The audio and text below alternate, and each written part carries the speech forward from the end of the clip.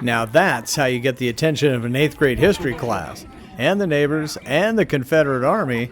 Van Alstyne Junior High School was the battlefield as the introduction to the Civil War came to life. Seeing the kids experience probably one of the loudest bangs they will hear outside of an artillery range or a gun range, it's entertaining to see the reactions. Aaron Thornhill, the loudest part of this demonstration, took his hobby and turned it into service to his country. I started as a dismounted cavalryman. I enjoyed the artillery line when I got the chance to do it, and been reenacting since about 2008 or so.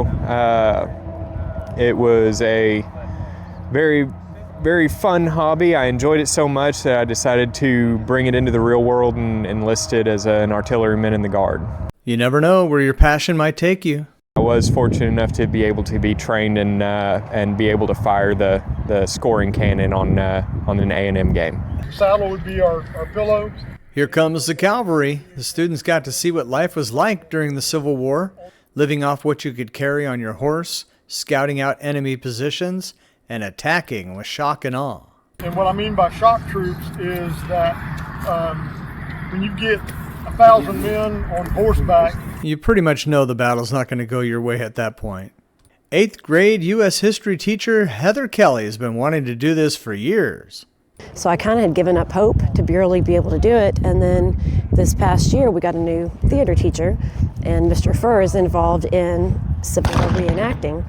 And so he had said something at the beginning of the year about it, and he'd be very interested in getting with us at this point. And so about a month ago, I got in touch with him. I was like, hey, are you still cool to try and do something? And he said yes. And honestly, he has set all of it up. He got everybody together. He had it organized, and it's been really interesting. Mr. Furr to the rescue, showing these students what the Civil War was really like.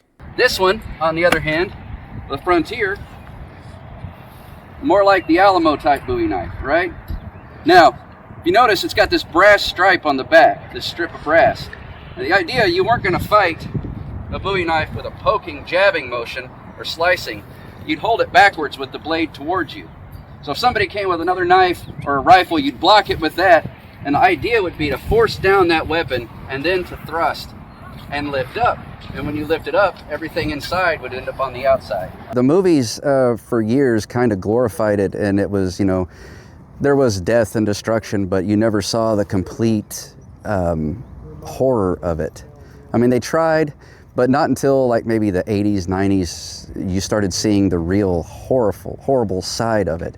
And it's that realism, that real history that really brings home that these were real people in our past who went through absolutely unimaginable conditions. You can read about history all day long, and when you see it and sometimes hold it, it's a totally different experience, and it stays with you longer. Yeah. When you hear the cannon go off like they did earlier, my wife, she works at Texas Diesel across the highway, and she texted me, said she heard the cannon way over there this morning. And that gets people excited, and I got hooked in the 8th grade. My 8th grade history teacher got me into stuff like this, and I haven't stopped since, Mr. Furr went through some of the evolution of weapon tech during the Civil War. So Samuel Walker came up with a new weapon. They called it the Colt Walker. Made in 1846, yes, 1847, okay, for the Mexican War. So, the weapon they decided they came across was designed to shoot through a horse and hit the men hiding on the other side. Because cavalry would lay their horse down and hide behind the horse in certain fights, shoot over their horse. But this was designed to shoot through the horse and hit the men on the other side. It's okay, the war is over. And covering this story, I learned a lot about the conditions of the Civil War, the sacrifice, the horror. It's an introduction to the Civil War that these students are not going to forget. More than anything, I struggle because I love history. I love it, and a lot of people come and they feel like it's a boring topic or it's not relevant, and we talk about how the things we're learning about today all the time. Kids will come back, Miss Kelly, they were talking about this on the news, and it's just like what we did back then. And for them to understand that it's not just a class, and it's not just some test that they're going to have to take, that it's real life. and real people, and for them to be able to actually see how people lived it. I think that's important. Reporting for the City of Van Alstyne at Van Alstyne Junior High, I'm Mike Shaw.